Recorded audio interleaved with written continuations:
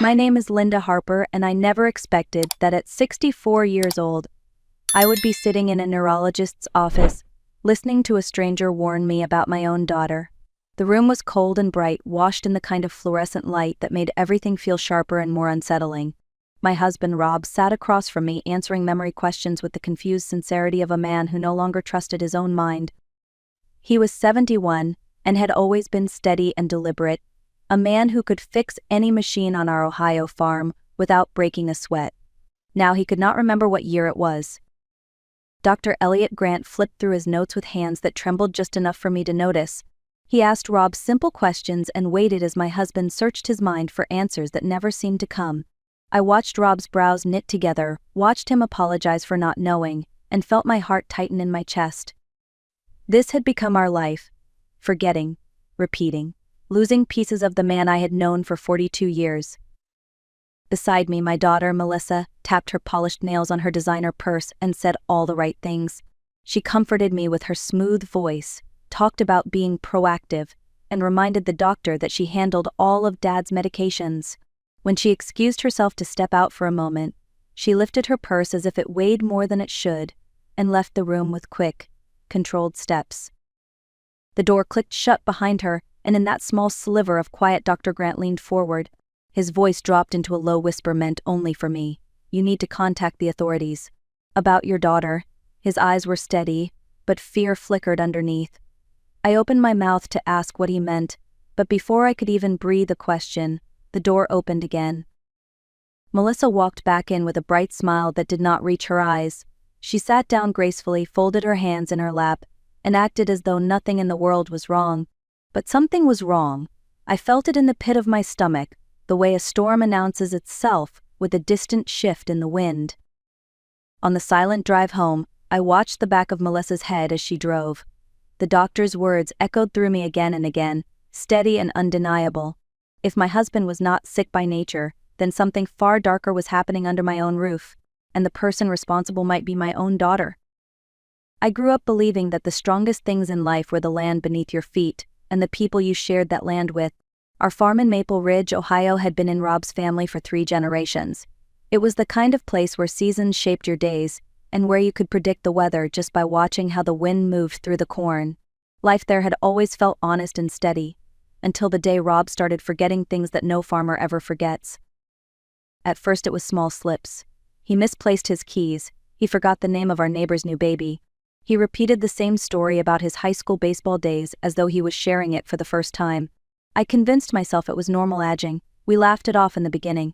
Everyone forgets sometimes. But then the moments began to stretch. He would stare at a tool in his hand as if it belonged to someone else. Once he asked me what day it was 3 times in the same hour. One morning I found him sitting in the barn staring at our old tractor. The very tractor he had repaired 100 times and taught our son to drive. He told me softly that he did not remember how to start it. I watched his hands tremble with frustration and fear. That was the moment my heart broke, because I knew this was more than getting older. Something deeper was slipping away. Melissa started showing up more often around then.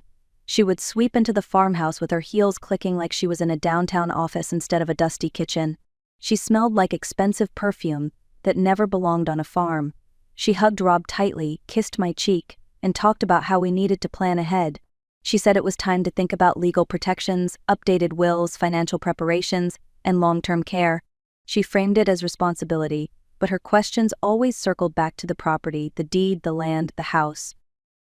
Sometimes I would walk into a room and catch her photographing the antique furniture or quietly opening drawers as if she was taking inventory. She always laughed it off. "Just memories, Mom. Just organizing." But something in her eyes was harder, calculating in a way I had never noticed in her younger years. Our son Ethan lived in Boston and visited when he could, but his life was busy. Melissa became the child who stepped in.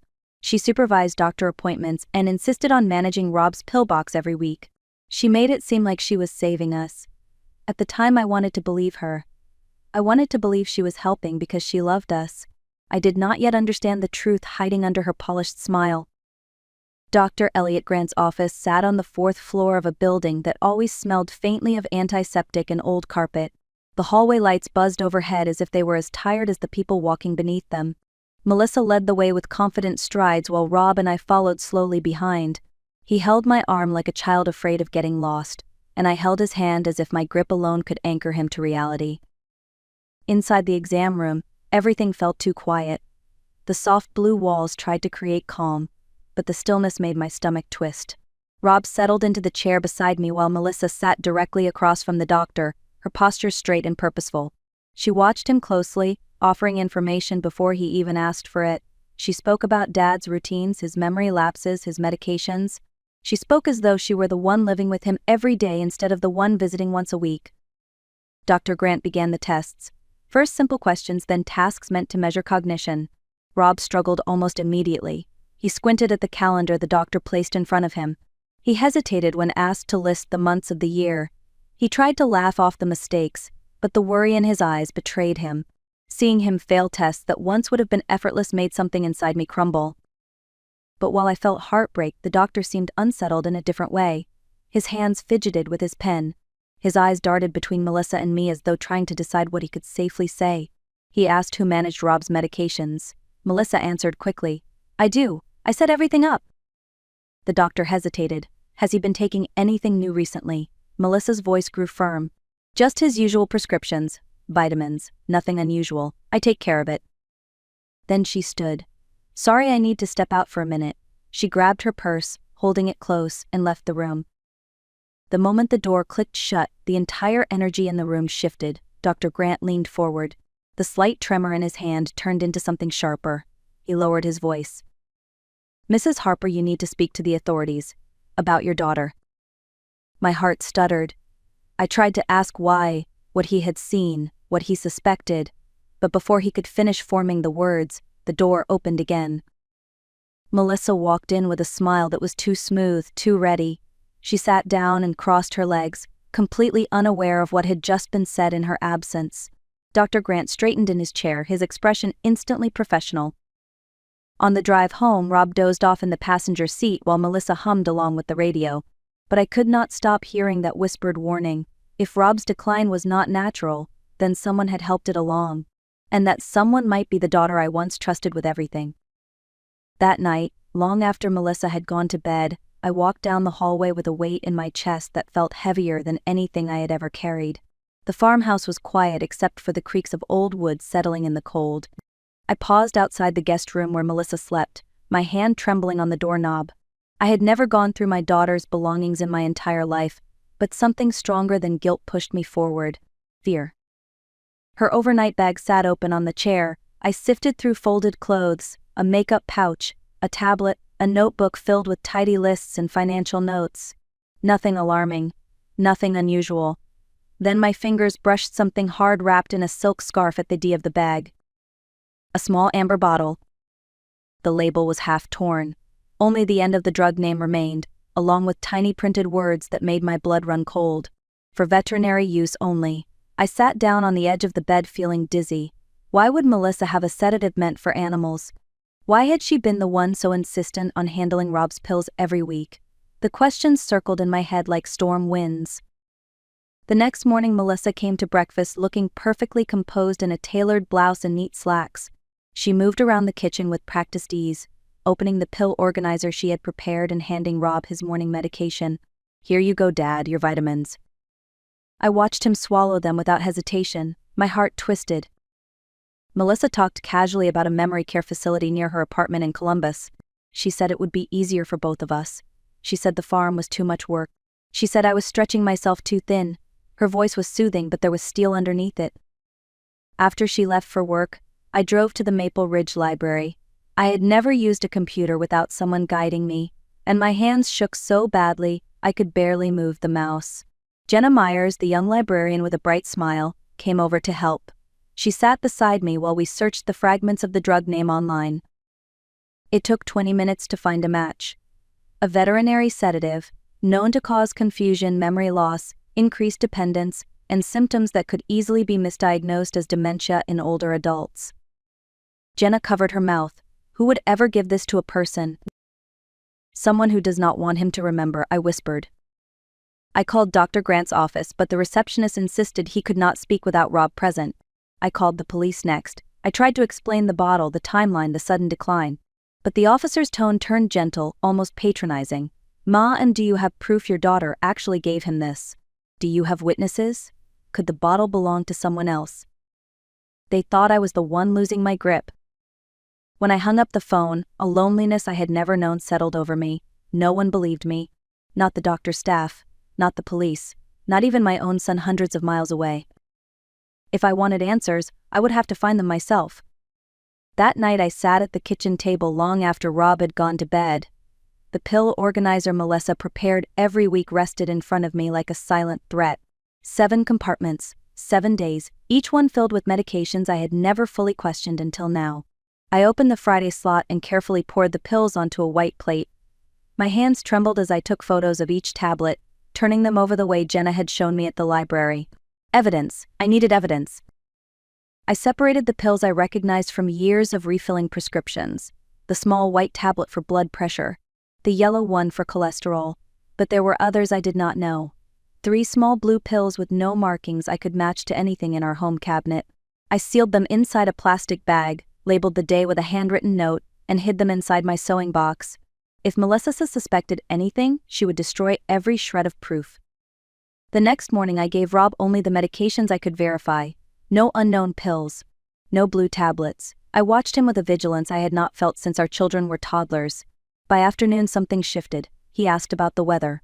He remembered that Ethan lived in Boston. He even told me he felt less foggy, as if a window had opened somewhere in his mind. By evening he laughed at a joke on the television, something he had not done in months. The sound startled me. It sounded like my husband again. It was the first hopeful moment I had felt in a long time, and it terrified me. I knew I needed help, real help. I called Ethan. I told him everything. The bottle. The drug intended for animals. The warning from Dr. Grant. Rob's sudden improvement when I removed the suspicious pills. But Ethan hesitated, and I felt my heart sink as he apologized for thinking I was overwhelmed, for believing maybe I was imagining things. He reminded me that Melissa had always been the responsible one, the one taking care of everything. When he confessed that he had signed legal documents Melissa gave him during his last visit, something inside me broke.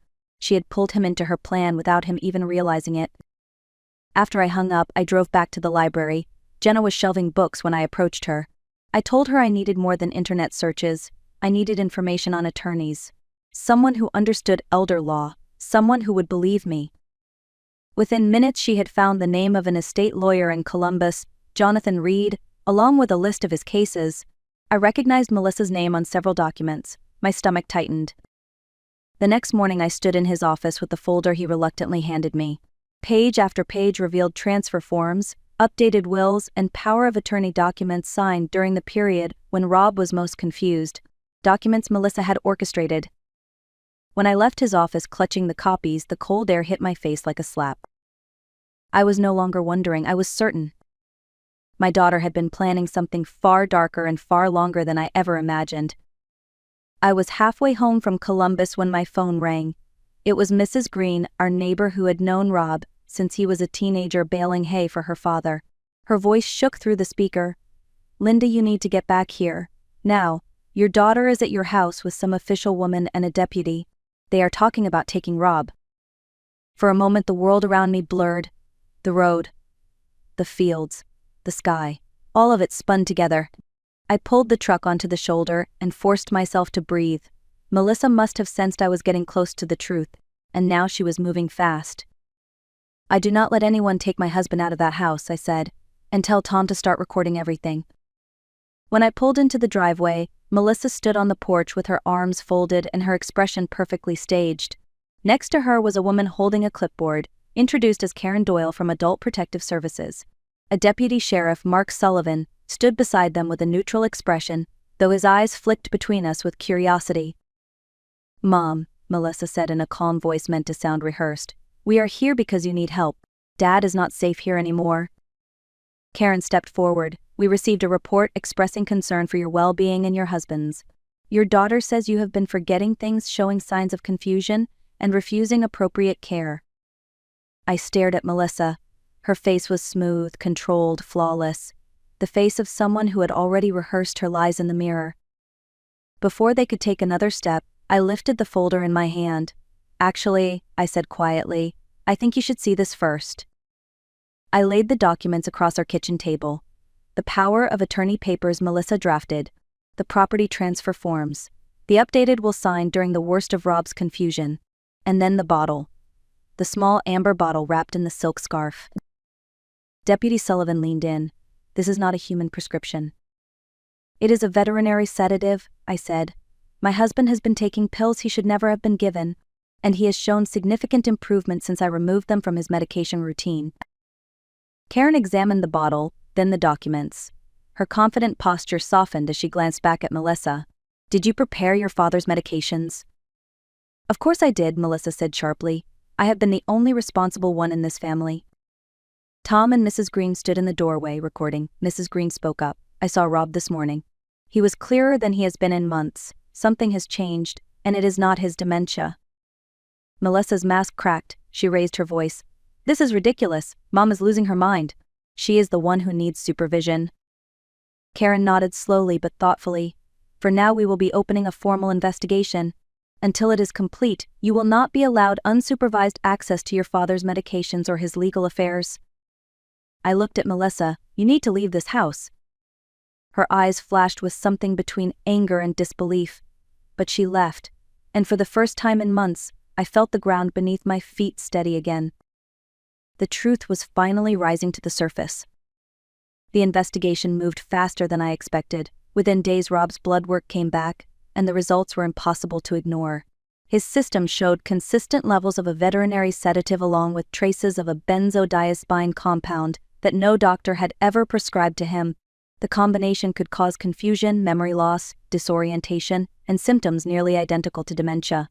Symptoms that had begun disappearing the moment I stopped giving him the unidentified pills. Dr. Elliot Grant agreed to testify, so did an emergency room physician who reviewed the lab results. Their statements formed the backbone of the case the state built against Melissa. The courtroom was smaller than I imagined, with wooden benches and sunlight spilling through tall windows. The air was heavy with a quiet tension. Melissa sat at the defense table in a charcoal suit, her hair pulled back tightly. She looked confident at first, but her eyes flickered every time the prosecutor mentioned the bottle or the forged paperwork. Judge Ramirez presided, a woman with a calm expression but eyes that missed nothing. She listened carefully as the prosecutor outlined a pattern of manipulation. Melissa had taken control of Rob's medications. She had altered legal documents during the period of his worst confusion. She had misrepresented his medical condition. She had attempted to take over the farm and place both of us in positions where she could access everything we owned. When Dr. Grant took the stand, his voice was steady. He explained how Rob's symptoms did not fit typical dementia progression. He described inconsistencies in the lab results and the warning signs he saw during the appointment. He stated clearly that the drugs found in Rob's system could not have been taken accidentally. Ethan testified as well.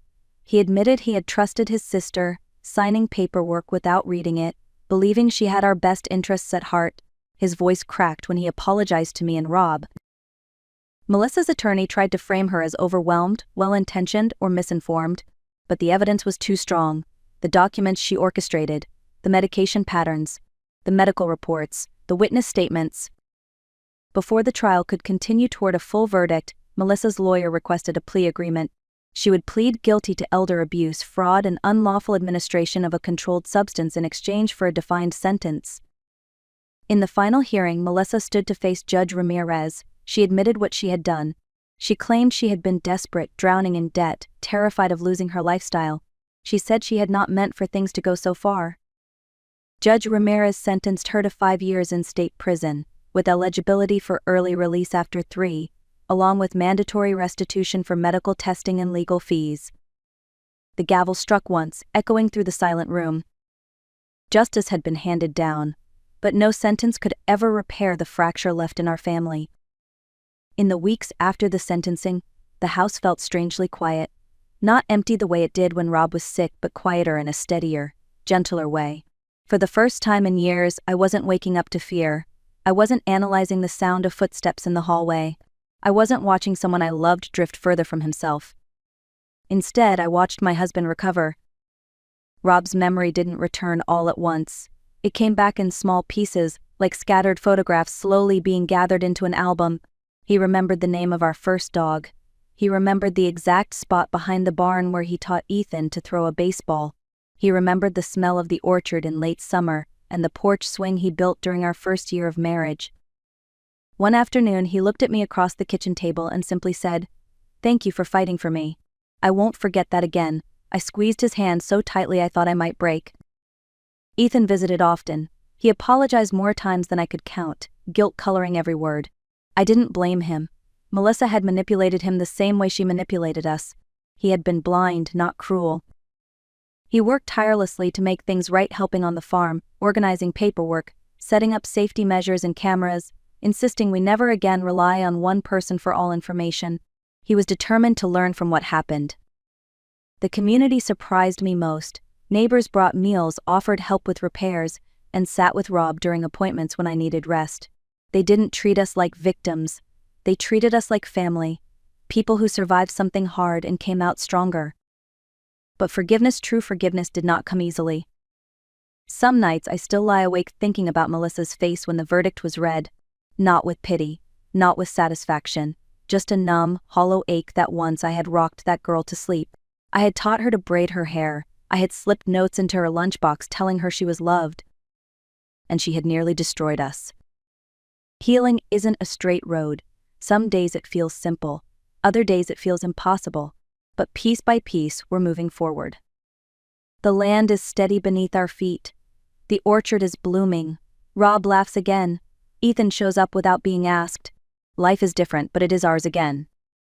And if there is one lesson I want anyone listening to take from my story, it is this. Trust your instincts even when others doubt you. Protect your peace even when it costs you something. And never underestimate the quiet strength you carry, especially when you think you have none left. If this story moved you, please take a moment to like the video, share it with someone who might need it, and let me know in the comments where you're watching from.